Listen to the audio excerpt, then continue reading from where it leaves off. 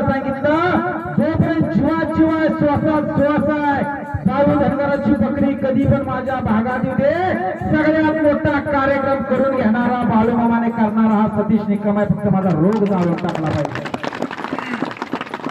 आणि आज कुणीही विचारा त्या सतीश निकमांचा कॅन्सर सारखा रोग माझ्या बाळू धनगराने जाळून टाकला ते म्हणजे फक्त भंडाऱ्याच्या जेव्हा ही ताकद माझ्या बाळूमामाची आहे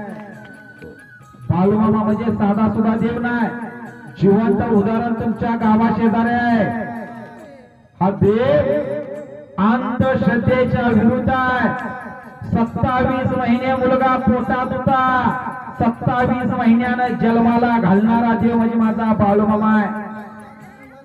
दोन्ही सुद्धा किडन्या फेला एक किडनी काढली दुसरी किडनी काढायला लावली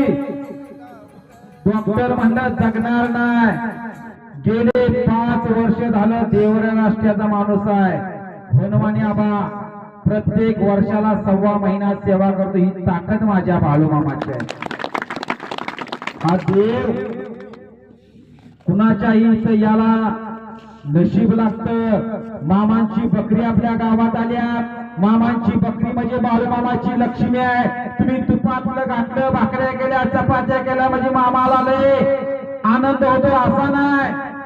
पण आनंद कवा होतो पशु पक्षी चारा खाते या बाळू धनगराची तृप्तता होती या मेंढी माऊलीला चारा पाणी जर दिला या मेंढी माऊलीला चारा पाणी मिळाला तरच बाळूमामा आनंदात राहतो आणि भाविक भक्तांना आशीर्वाद देतो पुजारी निवदाला निघालेला आहे आपल्या गावामध्ये मामांची बकरी आहेत गावातील पंचक्रोशीतील सर्व भाविक भक्तांना कळकळीची विनंती आहे या बाळूमामाने कुठे रान घेतलेलं नाही कुठे रान केलेलं नाही कुठे पीक केलेलं नाही माझ्या बाळूमामाच्या मेंढक्याला कुणाचं रान कुठं आहे काय माहित नाही पण बाळूमामा आपल्या गावात आलाय बाळूमामाची मेंढी माऊली आपल्या रानात आली आपल्या शेतात आली आपली इडा पिडा खाऊन जाती ताकद त्या मेंढी माऊलीत आहे जेवढं जमल तेवढं बाळूमामाच्या मेंढी माऊलीला चारा पाणी द्या तुमची कोणतीही अडचण असू दे कोणतीही समस्या असू दे मेंढी माऊलीच्या गळ्यात तळाव यायचं आणि मेंढी माऊलीच्या गळ्यात वटी बांधा तुमची कोणती अडचण असेल तिच्या कानात सांगा जर तुमचं काम नाही झालं तर या बाळू धनगराला कधी देव म्हणू नका एवढी ताकद माझ्या बाळूमामाच्या घरात कुणाला भुलू नका कुणाला पैसे देऊ नका सोनं नाणं काही देऊ नका